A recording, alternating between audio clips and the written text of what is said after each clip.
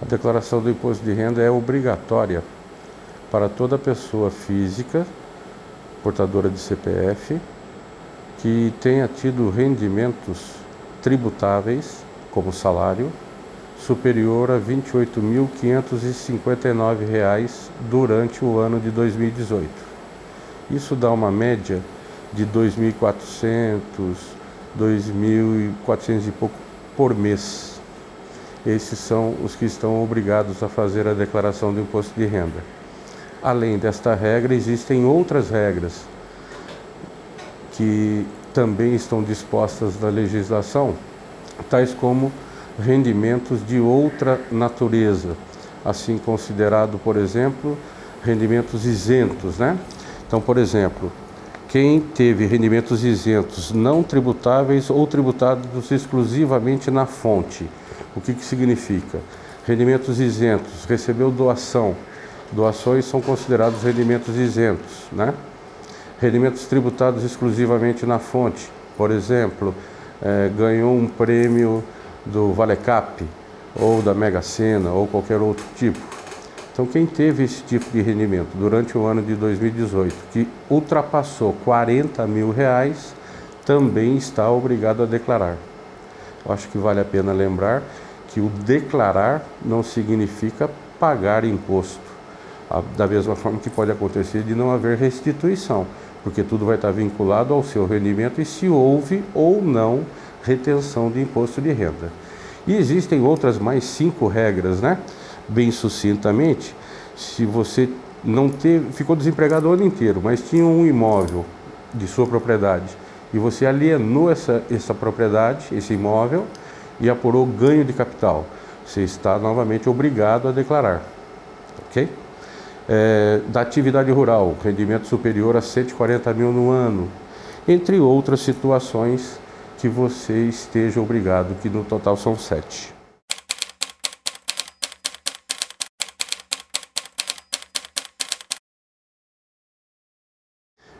É uma situação bem interessante. Os dependentes normais, filhos, né? Eles poderão ser declarados até os 21 anos. Se estiverem cursando nível universitário ou algum curso técnico, poderá também ser estendido esse prazo até 24 anos. Mas o que é importante alertar? Nestes casos, o dependente, filho, filha, cônjuge, né? Pessoa absolutamente incapaz, que você tenha a guarda judicial, você pode declarar, todavia, você tem que trazer, porventura, os rendimentos que ele também teve. Então, exemplificando, que é muito comum, minha filha ou meu filho está fazendo estágio numa escola, em qualquer lugar, mas tem uma remuneração. Eu trago ele como dependente? Trago, mas eu tenho que também trazer o rendimento que ele teve. Então, não é só o lado da dependência em si, certo?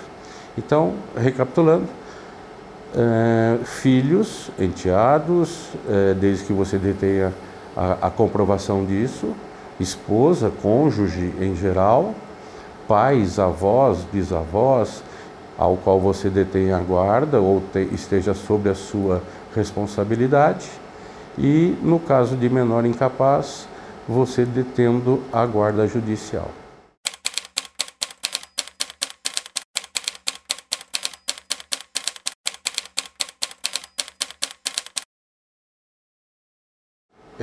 Nesse caso são vários os documentos, mas os mais importantes.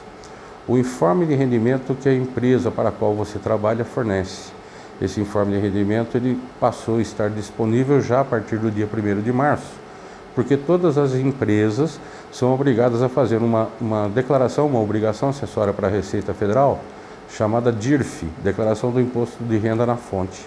Então, nesta declaração que as empresas fazem, elas já consideram lá dentro dessas informações todos os CPFs que trabalharam para ela. Qual foi o seu rendimento, qual foi o seu imposto retido. Então, o informe de rendimento que a empresa fornece, documento principal e fundamental. Segundo, os informes de rendimento bancário. Não é extrato da conta corrente, é um informe de rendimento que o banco fornece, demonstrando quanto você tinha de saldo, por exemplo, em conta corrente em 31 de dezembro de 2017, quanto você tinha em 31 de dezembro de 2018. Se porventura você tinha aplicações de renda, aplicações financeiras, caderneta de poupança, entre outras informações que ali estarão consignadas. Se você tem ou teve a propriedade de imóveis, é sempre importante você ter em mãos a matrícula do imóvel atualizada, porque a partir do ano passado, várias informações relativas à matrícula do imóvel são citadas e solicitadas na declaração do imposto de renda, tais como o próprio número da matrícula, em qual cartório está registrado, qual a área do seu imóvel, entre outras informações. Se houve venda ou compra, é sempre bom ter em mãos o contrato de compra e venda ou a escritura, para poder citar quem comprou, quem vendeu, com os seus respectivos números de CNPJ ou CPF. Então, além desses informes de rendimento e demais informações, alienou ou adquiriu o veículo. Então, se foi uma venda de veículo, o recibo que a gente tem que preencher e reconhecer firme em cartório, porque lá eu vou ter os dados de quem adquiriu esse veículo, né? E na situação inversa, se eu adquiri, se foi através de concessionária, a nota fiscal. Se não foi através de concessionária, foi entre pessoa física, a mesma coisa, o verso do recibo que foi preenchido com os dados do vendedor e seu CPF e respectivamente valores. E aí vem toda uma parte também de despesas que porventura possam ter ocorrido, tais como médicas, hospitalares, odontológicas, despesas com ensino, né, escola, entre outras situações. Aluguel, se porventura você recebe ou paga, também são documentos que devem fazer parte da sua declaração de imposto de renda.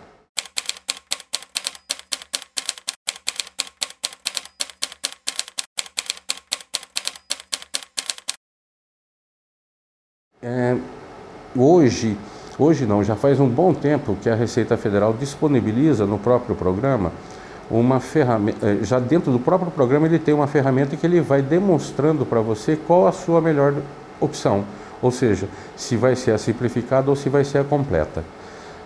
Para cada caso é um caso. O que ocorre em linhas gerais? A declaração simplificada, ela te dá uma opção de abater 20% do seu rendimento como despesa sem comprovação nenhuma. Só que existe um limite para isso. Esse limite da despesa é de R$ 16.500 aproximadamente.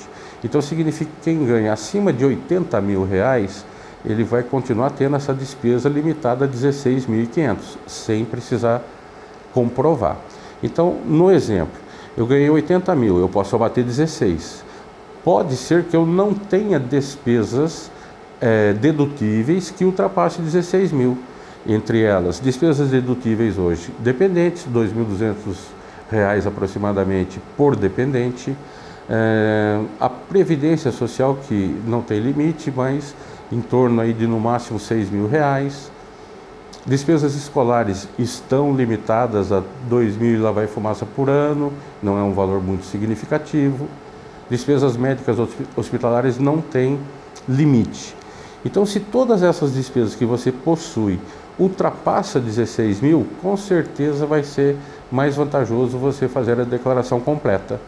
Se todas essas despesas que você possui não atingem 16 mil, vai ser mais vantajosa a declaração simplificada. Mas veja, o próprio sistema nos demonstra e fica apontando isso. Mais vantajoso a simplificada ou mais vantajosa a completa. Ele demonstra qual o valor que eu tenho a pagar ou a restituir e qual dos dois é o mais vantajoso.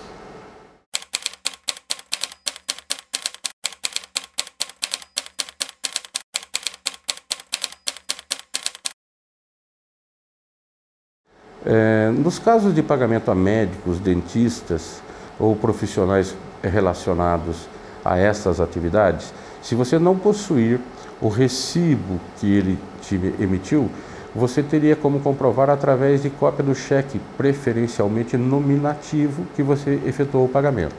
Se isso não ocorreu, através de TED que porventura você tenha feito, que daí você também comprova. Porque de qualquer forma, para declarar o pagamento, você vai precisar do nome e do CPF de quem recebeu aquele rendimento. Então, a TED é uma forma de você comprovar, ou o cheque nominal, uma cópia do cheque nominal, como se fosse uma substituição do recibo pela sua falta. Se porventura foi feito o pagamento em dinheiro, aí não tem outro jeito, você vai ter que ir atrás da pessoa que recebeu aquele rendimento para você pegar uma segunda via do recibo.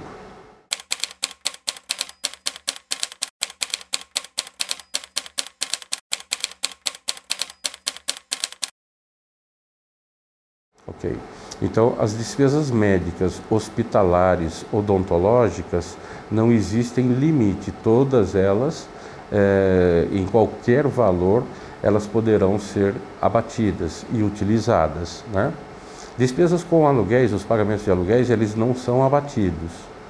As despesas com dependentes, para ser bem específico no valor, deduções de dependentes, R$ 2.275 por ano, ok? E ainda despesas escolares,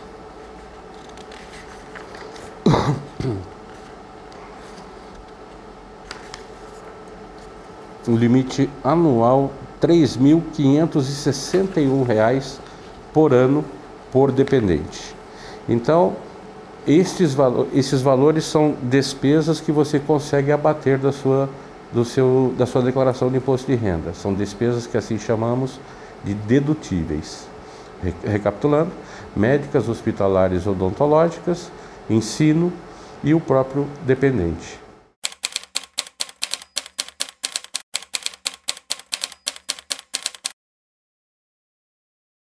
Infelizmente não. Eu devo declarar para quem eu paguei, nome e CPF, mas a despesa de aluguel, infelizmente, não é abatida.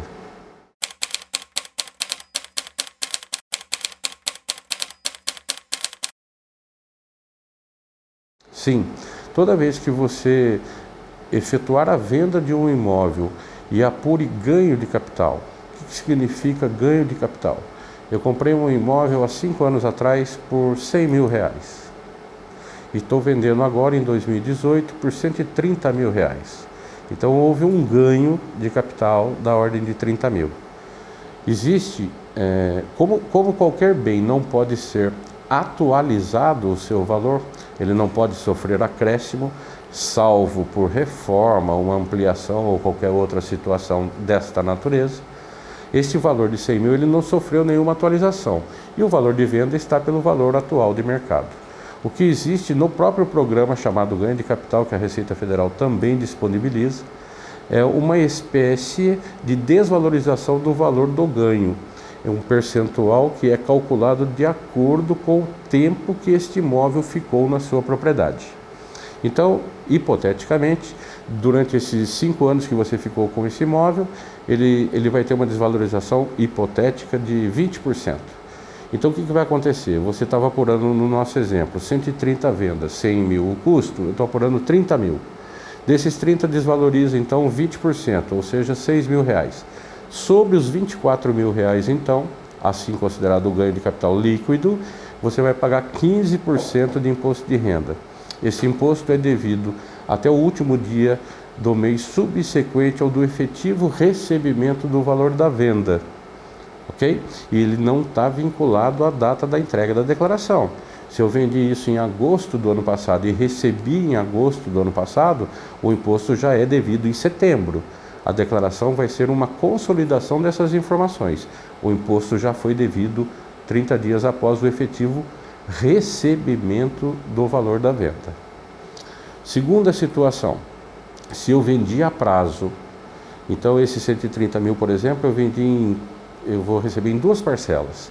Então eu não vou pagar o imposto integral, eu vou pagar metade quando eu receber a primeira parcela e a outra metade no mês que eu recebi, mesma forma, 30 dias após. Então ele vai ser também escalonado de acordo com o que você efetivamente recebeu, ok? Terceira informação, se você tem um único imóvel, só tem uma casa, um terreno, seja o que for, mas só um.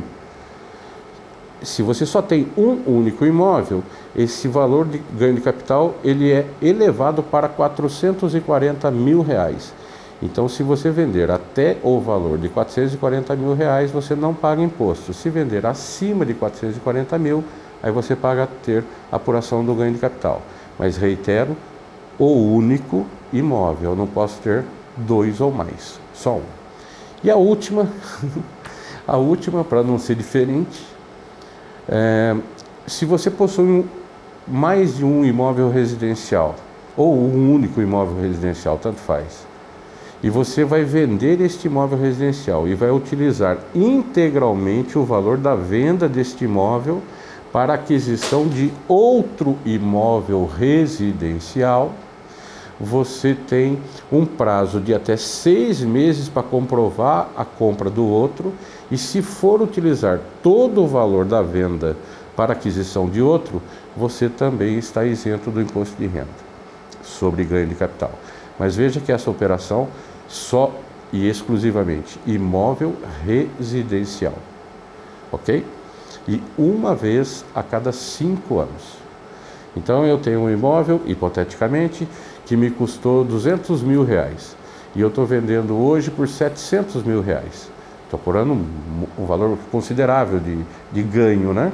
Só que se eu for usar imóvel residencial, se eu for usar os 700 mil reais para comprar outro imóvel de valor igual ou superior a 700 mil reais, e comprovo esta operação em até 6 meses da data da venda do meu imóvel, eu não vou pagar imposto, porque eu estou vendendo um imóvel residencial para comprar outro imóvel residencial, uma vez a cada 5 anos. E ainda pode acontecer de eu, nesse exemplo, eu vendi por 700, mas eu não vou usar os 700 para comprar outra casa, eu vou usar 500. Então, esta diferença vai haver um cálculo de proporcionalidade para você pagar imposto de renda sobre o que você não está utilizando para a aquisição desse outro imóvel residencial.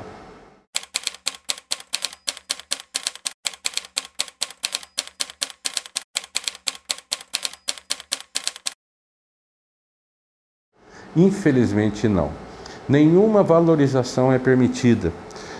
O que existe na legislação, nós tivemos uma legislação que vigorou até 1988 e a partir de 95, com a Lei 11.196, estamos tendo uma outra situação, 2005. Então, o que acontece? Até 1988 existia uma legislação que a cada ano que você possuía um imóvel, ele poderia ser desvalorizado não, ele poderia ser reduzido em 5% o valor da sua venda. Então o que acontece? Se você teve um bem adquirido em 1969, até 1988, esse bem está na sua propriedade há 20 anos. 5% ao ano dá 100%. Então o que significa dizer? Que se eu possuo um imóvel adquirido até 1969, que eu estou vendendo hoje, ele não tem nenhuma tributação.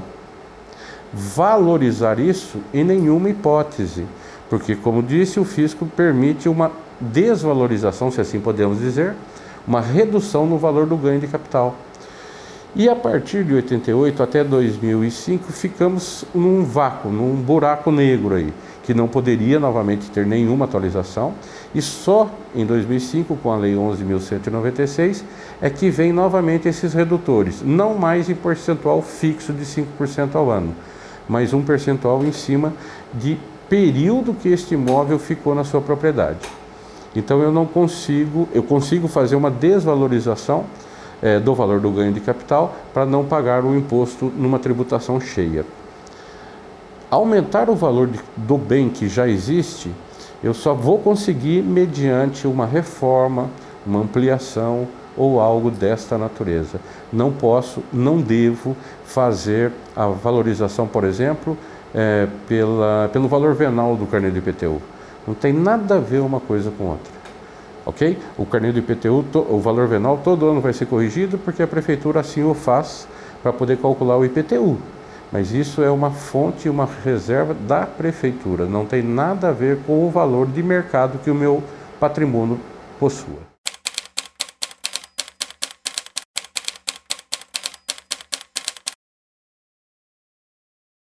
Financiamento são duas modalidades e é muito importante a gente deixar claro, porque infelizmente muita gente declara errado e às vezes pode até cair em malha fina por conta de uma informação inexata. A gente pode considerar que temos duas formas de financiamento. A primeira forma é quando o próprio bem é o garantidor da dívida. Ou seja, se eu compro um imóvel através do sistema financeiro da habitação, ou se eu compro um veículo e ele é o garantidor da dívida, lá no documento sai alienado ao banco fulano, eu tenho que lançar exclusivamente as parcelas pagas. Esqueço qual foi o valor negociado, esqueço qual é o valor da dívida. Para o imposto de renda, importa o que você pagou durante o ano em curso. Então, exemplificando, adquirimos um imóvel em fevereiro de 2018, um apartamento, R$200 mil é o valor negociado. Ótimo. Eu vou usar R$20 mil que eu tenho na conta do fundo de garantia e tenho mais R$10 mil guardado, então são 30 que eu vou dar em dinheiro, né? E os outros 170 eu vou financiar em 30 anos. Ok? Isso vai gerar, hipoteticamente, uma parcela de R$500 por mês. Então, o que e como declarar agora, relativo a 2018? Eu vou pegar os 20 mil do fundo de garantia, mais 10 mil que eu tinha em dinheiro. De março a dezembro, são mais 10 parcelas que eu paguei, de R$500 cada uma. Então, serão mais R$5 mil. Então, eu vou declarar no meu imposto de renda. Apartamento situado na rua não sei das quantas, em Taubaté, adquirido da construtora ou de alguém, CPF ou CNPJ, pelo valor de 200 mil no histórico, 200 mil através de recursos próprios, 20 mil do fundo de garantia e demais parcelas pagas, com financiamento junto ao Banco Bradesco. E vou lançar na coluna de 2018 como parcela paga, 20 mil do fundo de garantia, mais 10 de dinheiro, mais 10 parcelas. Então são 35 mil. Esse é o valor que eu vou declarar. Isso valeria também para veículo, ok? Eu lanço o valor das parcelas pagas. Nesse exemplo que eu estou citando, não devo esquecer de considerar que esses 20 mil do fundo de garantia, que eu estou aumentando o meu patrimônio, eu também devo declará-lo como rendimento isento. Existe um item específico lá na relação dos rendimentos isentos, que é o saque do fundo de garantia. Então eu faço a origem desse dinheiro lá nos meus rendimentos isentos e agora estou lançando como aumento do meu patrimônio. A segunda modalidade de financiamento, e aí sim vai aparecer a dívidas e ônus reais. Você encontrou uma oportunidade para comprar um imóvel e não está conseguindo financiamento imobiliário. Aí você consegue um financiamento pessoal, com um amigo ou com um banco, ou seja, com o que for. Esse financiamento pessoal não tem nada a ver com o seu imóvel. Você está devendo para o banco por conta de um empréstimo pessoal, ou está devendo para um amigo por um empréstimo pessoal. Aí sim, eu pego, compro à vista o imóvel. Eu vou declarar o valor total pago desse imóvel à vista. E aí eu vou lançar em dívidas e ônus reais o valor que eu fiquei devendo, quer seja para o banco ou para qualquer outra pessoa física. Então veja que não é o bem que está garantido a dívida, é a pessoa física, sou eu, né, quem estou garantindo. Por isso vai entrar a dívida e ônus reais nesse caso e o valor total pago como bens e direitos.